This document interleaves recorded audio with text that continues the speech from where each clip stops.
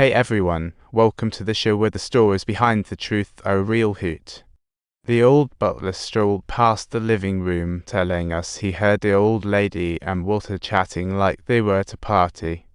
But he couldn't catch what they said, so he went upstairs to get something, then off to his niece's place, only returning at 10:40.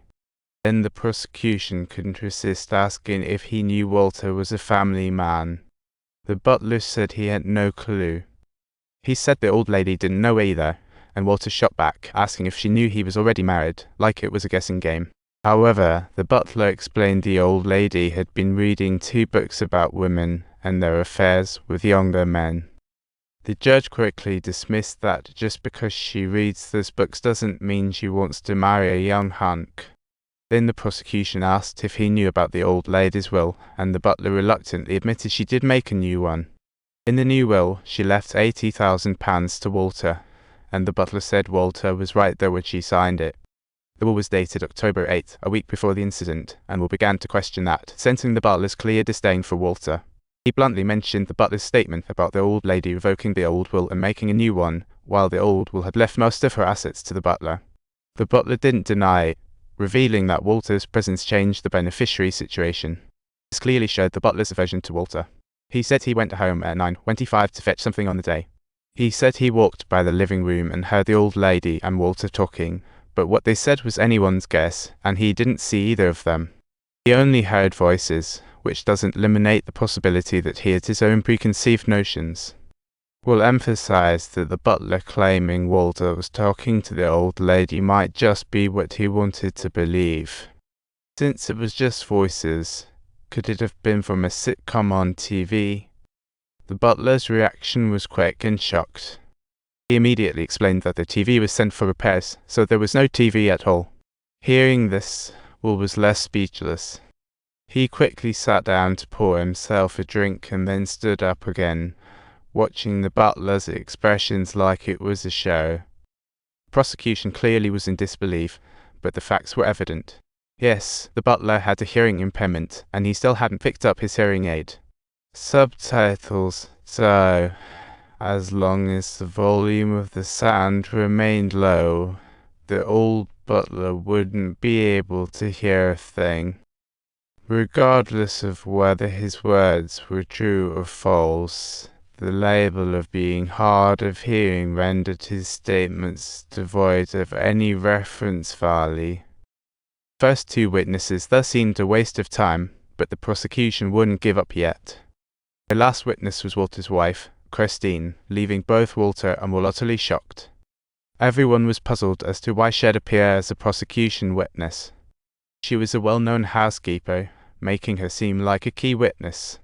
Will clearly had to think on his feet, immediately asserting that Christine, being Walter's wife, was ineligible to be a prosecution witness.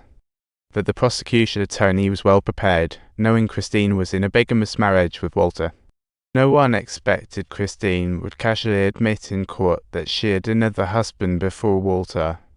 And that man is still alive, causing Walter to mentally crash, nearly going boom. He couldn't believe it, but the prosecution lawyer produced a marriage certificate between Christine and her first husband, a solid piece of evidence. Not only that, after the incident, Christine told the cops Walter got home at 9:25 p.m. and never left again. Subtitles, but now she has completely overturned all her previous testimony. What exactly happened? She looked really excited, even starting to strip, as if putting on a show. Then she said she needed to wash her pants, which had blood on them, and just walked away. I was like, "What did you do?" The cops, sounding incredulous, asked her about it, and Christine said, "I killed him." "Why are you lying to me?" Christine's words hit like thunder, and the prosecution asked her why she lied to the police back then. Christine explained that on one hand, Walter told her to say that, and on the other, she felt gratitude towards him, thinking she owed him. But now she felt that lying was not right, especially given that this was a murder case. Most importantly, she didn't want to be Walter's accomplice. This statement sounded rock solid. However, Will didn't feel very confident about effectively countering her, so he chose a clever workaround. He claimed Christine's bigamy lied to UK Civil Registry, vowing love for Walter lied to relatives and friends. After the incident, Christine first claimed Walter came home at 9:25, making that a lie too. At that moment, she was lying again, saying the blood on Walter's sleeve was from a cut on his wrist. And right then and there, she flipped all her testimony, suddenly claiming Walter killed the old lady.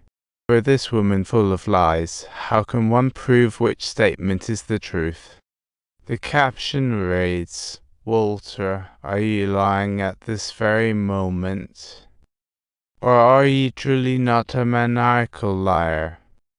Rail's question was very reasonable, so he immediately told the judge that asking such a woman further was pointless. At that moment, the prosecution lawyer quickly reminded Christine that committing perjury could land her in jail.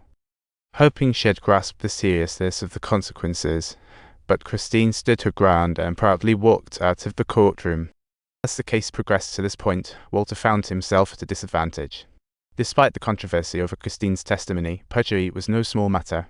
If you enjoyed our story, please subscribe to our channel for more exciting content.